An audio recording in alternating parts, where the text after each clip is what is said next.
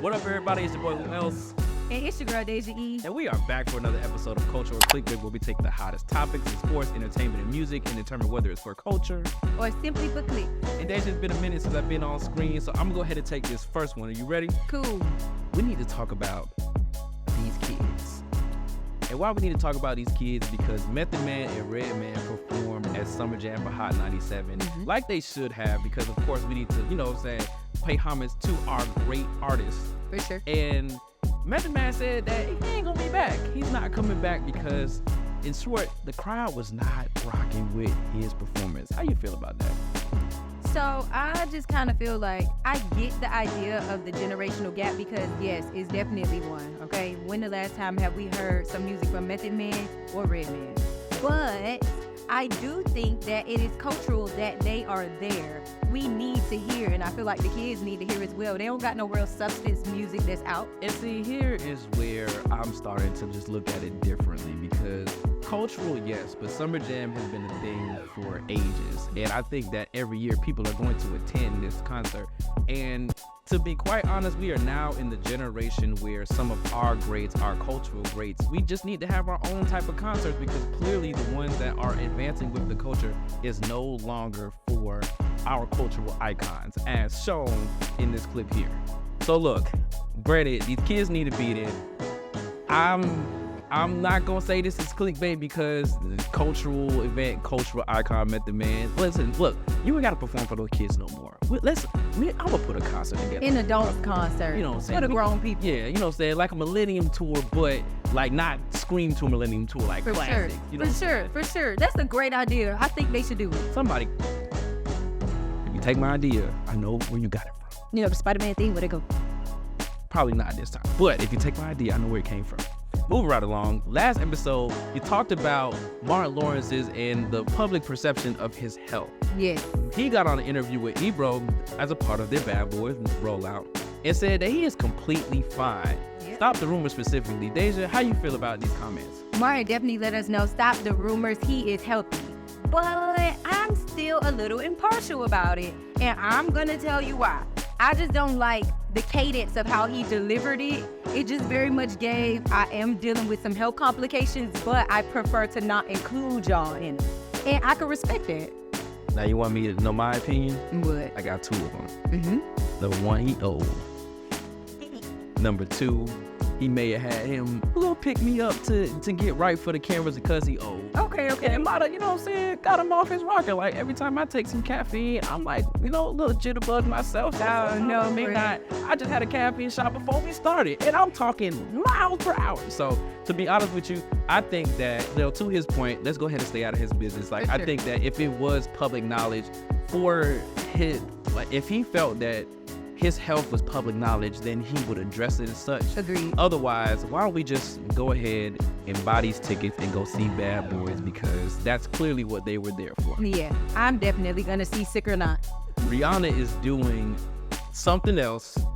There go that girl one more time. What's coming up next for Fenty? Riri is definitely dropping a hair care line that is dedicated to taking care of all hair textures and nationalities.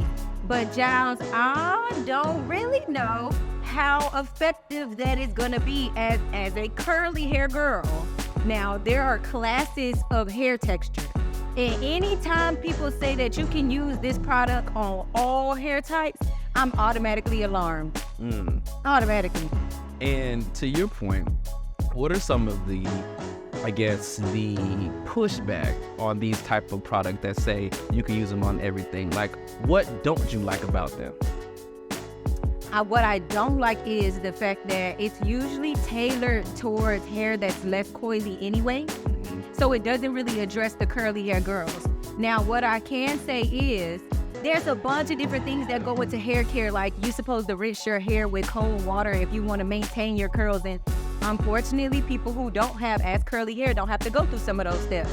Nonetheless, overall, I just feel like products with hair care should be multiple to take care of each type of hair texture. Now, granted, we're going to see what Rihanna does, because in the beauty field, she has not done any wrong just yet. And to be honest with you, I was literally about to say that she hasn't missed. No. And as a woman of the culture, who has done her due diligence with all the other brands, whether it be Fenty Beauty for makeup or even Savage Fenty for like lingerie and whatnot, I think that we can give her the benefit of the doubt on this one. Now, granted, we gotta wait till they send them promo packages out, the PR packages out to the influencers to see what the girlies, like y'all say, as y'all say, are dealing with them. But right now, I think this is a great move, and it is definitely for the culture. What you think? I definitely think that it's for the culture that Rihanna is tapping into her hair bag. And she gonna take over the beauty industry, honestly.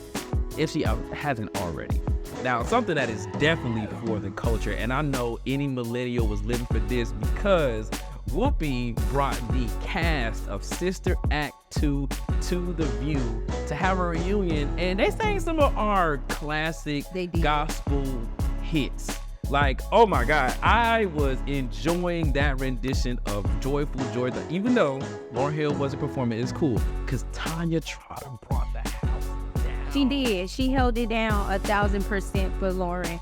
And if y'all are Sister Act kids, because I know I am 1 and 2, but 2 was definitely that movie that we play out, could watch it any day, anytime, and still could watch it any day, anytime, and will sing every song. That was one of those movies where it's like, since y'all want to be bad in school, y'all watch this. Yes.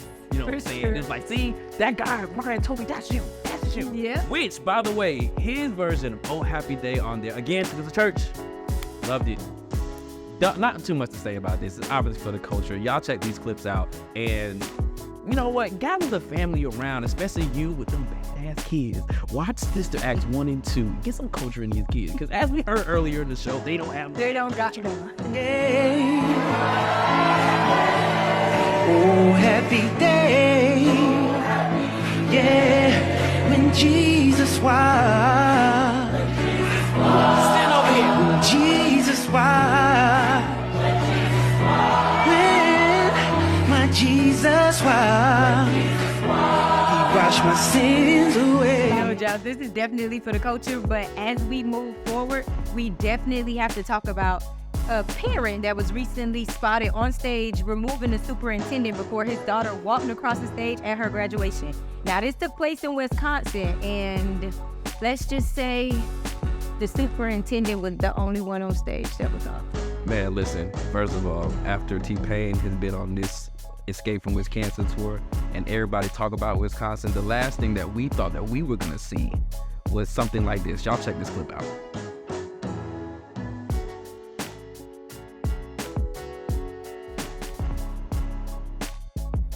I don't think that we necessarily need to dive deep into this because we clearly see what happened in this clip. That man did not want that man to shake his daughter's hand.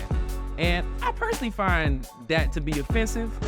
And I really, really, really hope that the cheers that y'all heard at the end of the video was cheering for the man that they moved off the stage and not for anything else, because I would hate to think that we still live in a country, even though we do, still live in a country where things like this happen.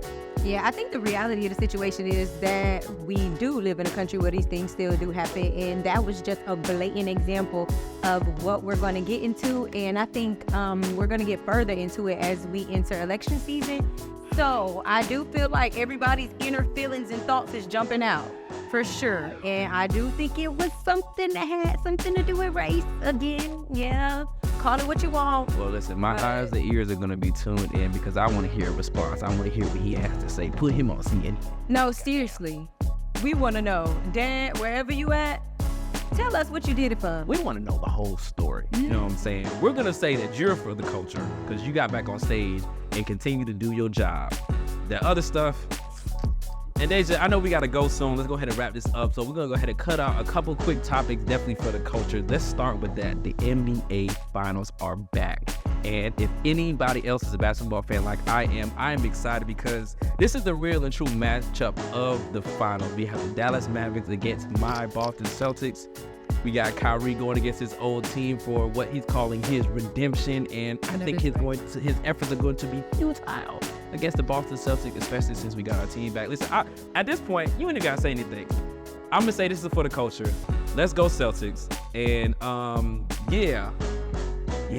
So look, in addition to, I'm going with whatever opposite team you want. Wow, that's crazy. So I'm going for the Mavericks. That is wild. You can't name 2 players on the Mavericks. That's ridiculous. Don't do me like that with the cameras rolling. You just been dumb like that. Anyways, also, listen, another exciting time for us.